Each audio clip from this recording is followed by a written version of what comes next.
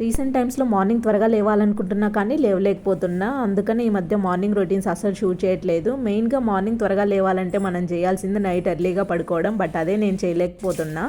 Night ఎర్లీగా పడుకోవడానికి కొంచెం కష్టమైపోతుంది అనమాట పిల్లలతో.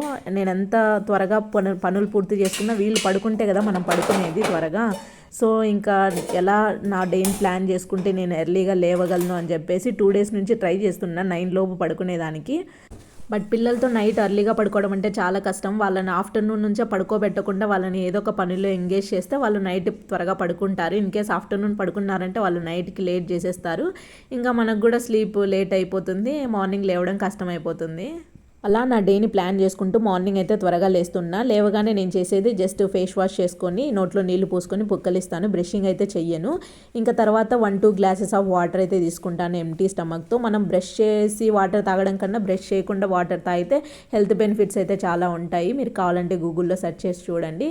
నేను స్కూల్లో ఉన్నప్పుడు మా సార్ చెప్పేవారనమాట, మనము బయట బాడీని ఎలా క్లీన్ చేస్తాము, మార్నింగ్ స్నానం చేసి సోప్ వేసి క్లీన్ చేస్తాం కదా, అలాగే మనము ఇన్నర్ బాడీని క్లీన్ చేయాలంటే ఇట్లా మార్నింగ్ వాటర్ తీసుకోవడం వలన లోపల ఉన్న టాక్సిన్స్ ఇంకా డెడ్ సెల్స్ అన్నీ కూడా యూరిన్ అండ్ మోషన్ ద్వారా బయటికి వెళ్ళిపోతాయి. సో బాడీ అయితే క్లీన్ అవుతుంది ఎర్లీ మార్నింగ్ ఎంటీ స్టమక్తో వాటర్ తీసుకోవడం వలన అనేసి చెప్పేవారు. అది ఇప్పటికీ నాకు గుర్తుంటుంది. సో డెఫినెట్గా మార్నింగ్ వాటర్ తాగడానికి ట్రై చేయండి లేవగానే. తర్వాత అనులోమ విలోమ ప్రాణాయామం చేసి కూర్చొని చేసే ఎక్సర్సైజెస్ ఉంటాయి కదా, like head, neck, mouth exercises చేసిన తర్వాత బాడీ ఎక్సర్సైజెస్ అయితే చేస్తాను. అవి నాకు స్కూల్ డేస్ నుంచి చేయడం అలవాటు ఉంది. బట్ పెళ్ళికి ముందు చేసేదాన్ని, పెళ్ళైన తర్వాత ఇంకా చేయలేదు.